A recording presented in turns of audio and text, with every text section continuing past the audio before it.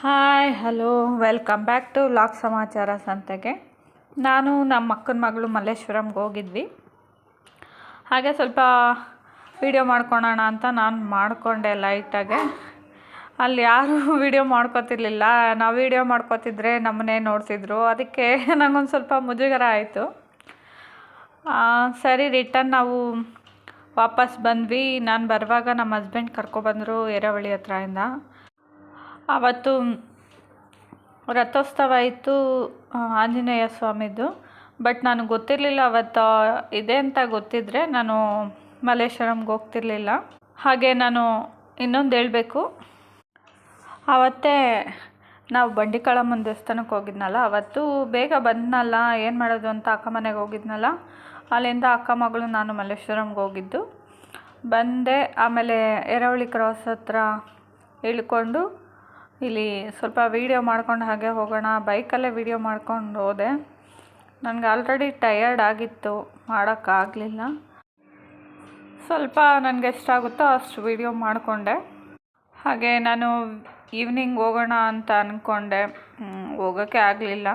Already ನಾನು ಮನೆಗೆ ಬಂದಾಗ 6:30 ಆಗಿತ್ತು. ಮತ್ತೆ ರೆಡಿಯಾಗಿ ಹೋಗೋಕ್ಕಾಗಲಿಲ್ಲ. ಬೆಳಗ್ಗೆ ಬಂಡಿಕಾಳಮ್ಮನ ದೇವಸ್ಥಾನಕ್ಕೆ ಹೋಗಿದ್ನಲ್ಲ, ಬಿಡು ಪರವಾಗಿಲ್ಲ. ನಮ್ಮ ಅತ್ತೆಯವರು ಹೋಗಿ ಬಂದಿದ್ದರು, ಪ್ರಸಾದ ಸಿಕ್ತು ನನಗೆ. ಪರವಾಗಿಲ್ಲ ಬಿಡು, ಹೋಗಿ ಬಂದಿದ್ದಾರೆ ಅಂತ ನಾನು ಸುಮ್ಮನೆ ಆದೆ.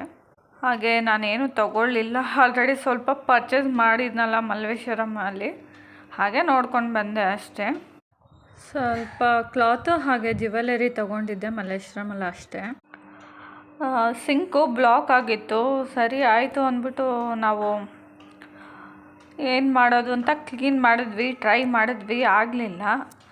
ಅದಕ್ಕೆ ನಾನು ಆನ್ಲೈನಲ್ಲಿ ಚೆಕ್ ಮಾಡೋಣ ಅಂದ್ಬಿಟ್ಟು ಚೆಕ್ ಮಾಡಿದೆ. ಕೆಲವೊಂದು ಚೆನ್ನಾಗಿರಲಿಲ್ಲ. ಅಮೆಝಾನಲ್ಲೂ ಚೆಕ್ ಮಾಡಿದೆ, ಫ್ಲಿಪ್ಕಾರ್ಟಲ್ಲೂ ಚೆಕ್ ಮಾಡಿದೆ. ಸರಿ ಯೂಟ್ಯೂಬ್ ವೀಡಿಯೋದಲ್ಲಿ ನೋಡೋಣ ಅಂತ ನೋಡಿದೆ. ಕೆಲವು ವೀಡಿಯೋದಲ್ಲಿ ಚೆನ್ನಾಗಿದೆ ಅಂತ ರಿವ್ಯೂ ಮಾಡಿದರು. ಅದಕ್ಕೋಸ್ಕರ ನಾನು ಅದನ್ನು ತೊಗೊಂಡು ಬನ್ನಿ ಅಂತ ಹೇಳಿದೆ. ಹಸ್ಬೆಂಡ್ ತೊಗೊಂಡು ಬಂದರು. ಹಾಕಿದೆ. ನೋಡಿ ಈ ಥರ ನೊರೆ ಎಲ್ಲ ಬಂತು. ಎಲ್ಲ ಕ್ಲೀನ್, ನೀರೆಲ್ಲ ಪೂರ್ತಿಯಾಗಿ ಸಿಂಕಲ್ಲಿರೋದು ಎತ್ಬಿಟ್ಟು ಅದನ್ನು ಹಾಕಬೇಕು. ಸ್ವಲ್ಪ ಒಂದು ಅರ್ಧ ಗ್ಲಾಸ್ ನೀರು ಹಾಕಬೇಕು. ಒಂದು 30 ಮಿನಿಟ್ಸ್ ಬಿಟ್ಟು ನೀರು ಬಿಟ್ಟರೆ ಅದೇ ಹೋಗುತ್ತೆ ಅಂತ ಹೇಳಿದರು, ತೋರಿಸಿದ್ರು. ಸರಿ ಆಯಿತು, ಏನು ಹೋಗ್ಬಿಡುತ್ತೆ, ನಾನು ನಿಜ ಅಂದ್ಕೊಂಡು ಹಂಗೆ ಮಾಡಿದೆ.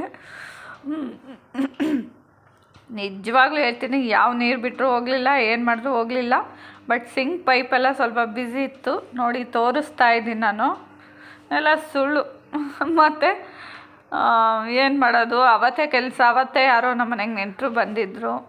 ಮತ್ತು ತಿರುಪತಿಗೆ ಹೋಗೋಕ್ಕೆ ನಾವು ರೆಡಿ ಆಗ್ತಾಯಿದ್ವಿ. ನೋಡಿ ಕೊನೆಗೆ ಹಿಂಗಾಯಿತು. ಕೆಲಸ ಇರೋ ದಿವಸನೇ ಅವತ್ತು ಮಧ್ಯಾಹ್ನ ಆಯಿತು ನನಗೆ ಕೆಲಸ ಎಲ್ಲ ಮಾಡೋದಕ್ಕೆ.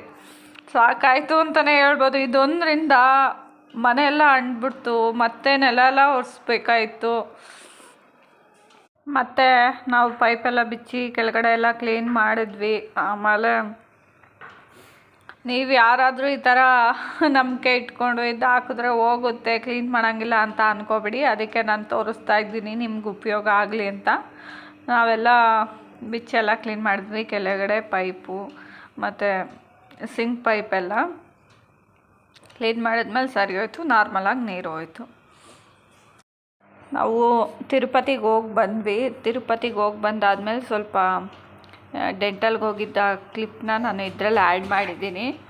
ಅದರಲ್ಲಿ ಬೇಡ ಅಂದ್ಕೊಂಡು 10 ಡೇಸಿಂದ ಹಸ್ಬೆಂಡ್ಗೆ ರಜೆ ಹಾಕಿದ್ರಲ್ಲ, ಅದಕ್ಕೋಸ್ಕರ ಅವರೇ ಜೊತೇಲಿ ಬಂದರು. ಇಲ್ಲಾಂದರೆ ನಾನು ಆಟೋದಲ್ಲಿ ಹೋಗ್ಬೇಕಾಯಿತು. ನನ್ನ ಮಗ ಮುಂದ್ಗಡೆ ನಿಂತ್ಕೊಂಡಿದ್ದ, ಹಿಂದ್ಗಡೆ ಕೂತ್ಕೊಳ್ಳಲ್ಲ ಅಂದ. ಸರಿ ಆಯಿತು ಅಂತ ಮುಂದ್ಗಡೆನೇ ನಿಲ್ಲಿಸ್ಕೊಂಡ್ರು.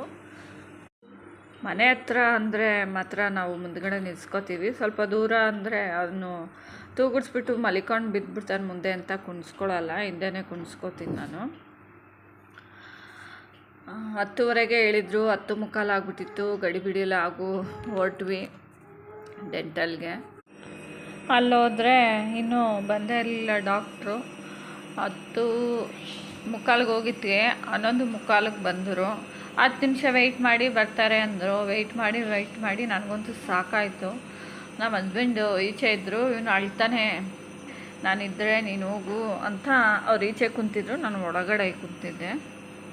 ಅಲ್ಲೂ ನನ್ನ ಮಗ ಬಿಡಲಿಲ್ಲ, ಸಖತ್ ತೀಟೆ ಮಾಡ್ತಾನೆ ಇದ್ದ. ನೋಡಿ ನೀವು ನೋಡ್ಬೋದು, ಕೂತಿದ್ದ ಕಡೆ ಕೂತ್ಕೋತಿಲ್ಲ, ನಿಂತಿದ್ದ ಕಡೆ ನಿಂತ್ಕೋತಿಲ್ಲ, ಸೌಂಡ್ ಮಾಡೋದು, ತೀಟೆ ಮಾಡೋದು ಸಖತ್ ಮಾಡ್ತಿದ್ದ, ಜೋರಾಗಿ ಮಾತಾಡೋದು, ಬಡಿಯೋದು ಅಲ್ಲೆಲ್ಲ. ಮಕ್ಕಳ ಹಂಗೆ ಅಲ್ವಾ. ನಾನೇ ಸುಧಾರಿಸ್ಕೊಂಡು ಸುಮ್ಮನಾದೆ. ಹೋಗೋಣ ಇದು ಸ್ಟಾರು ಹಾಕ್ತಾರೆ, ಹಾಕ್ಸ್ಕೊಂಡು ಆಮೇಲೆ ಹೋಗೋಣ ಮನೆಗೆ, ಆಟೋ ಬುಕ್ ಮಾಡ್ಕೊಂಡು, ಆಯಿತಾ.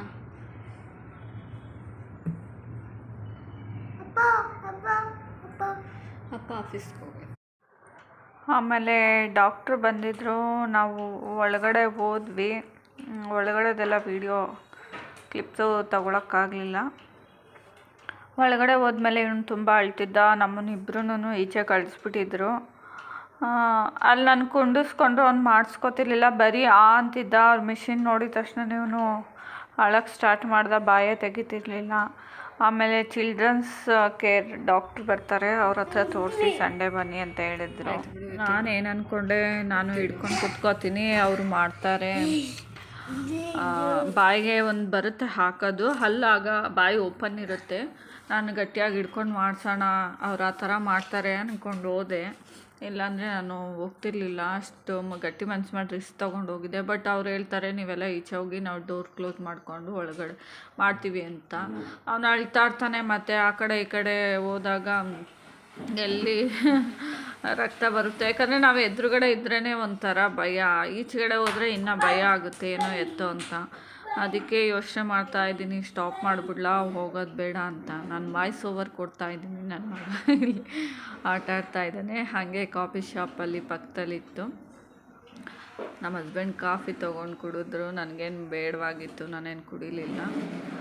ಮನೆಗೆ ಬಂದ್ವಿ. ಕೆಳಗಡೆ ಅವ್ರ ಅಜ್ಜಿ ಮನೆಗೆ ಹೋಗ್ಬಿಟ್ಟು ಕಳ್ಳೆಪುರಿ ಹಾಕ್ಸ್ಕೊಂಡು ತಿನ್ಕೊಂಡು ಕುಂತಿದ್ದ. ಅದು ಹೆಂಗೆ ಹೇಳ್ತಿದ್ದೆ ನಮ್ಮ ಅತ್ತೆ ಹತ್ರ, ನೀವು ನೋಡಿ ಚಾಕ್ಲೇಟ್ ಕೊಟ್ಟು ಹಿಂಗೆ ಮಾಡಿದ್ದೀರಾ ಅಂತ. ಅವ್ರು ಹೇಳ್ತಿದ್ರು ಏನೂ ಮಾಡೋಕ್ಕಾಗಲ್ಲ, ಆಗುತ್ತೆ ಅಂತ. ಟಿ ವಿ ಹಾಕಿದ್ವಿ, ನೋಡ್ಕೊಂಡು ಕುಂತಿದ್ದ. ಒಂದೊಂದೇ ತಿನ್ಕೊಂಡು, ಇಲ್ಲ ಏನೋ ಕೊಟ್ಟರೆ ಮಾತ್ರ ತಿನ್ಕೊಂಡು ಟಿ ವಿ ನೋಡ್ಕೊಂಡು ಕುಂತಿರ್ತಾನೆ. ಅದು ಒಂದು ಸ್ವಲ್ಪ ಹೊತ್ತು ಅಷ್ಟೇ, ಮತ್ತೆ ಆಗಲೇ ತೀಟೆ ಶುರು ಮಾಡ್ತಾನೆ. ಯಾರೆಲ್ಲ ಹೊಸ್ದಾಗಿ ನನ್ನ ಚಾನಲ್ನ ನೋಡ್ತಾ ಇದ್ದೀರಾ, ಪ್ಲೀಸ್ ಸಬ್ಸ್ಕ್ರೈಬ್ ಮಾಡ್ಕೊಂಡು ನೋಡಿ, ಬೆಲ್ ಐಕಾನ್ ಕ್ಲಿಕ್ ಮಾಡಿ. ನೆಕ್ಸ್ಟ್ ವ್ಲಾಗ್ಸ್ ನಿಮ್ಗೆ ಬರುತ್ತೆ, ನೋಟಿಫಿಕೇಷನ್ ನೋಡ್ಬೋದು. ಲೈಕ್ ಮಾಡಿ, ಶೇರ್ ಮಾಡಿ. ಐ ಹೋಪ್ ಈ ವ್ಲಾಗ್ ನಿಮಗೆ ಇಷ್ಟ ಆಯಿತು ಅಂತ ಭಾವಿಸ್ತೀನಿ. ಈ ವ್ಲಾಗ್ನ ಇಲ್ಲೇ ಎಂಡ್ ಮಾಡ್ತಾ ಇದ್ದೀನಿ. Until then bye, keep smiling, thank you for watching.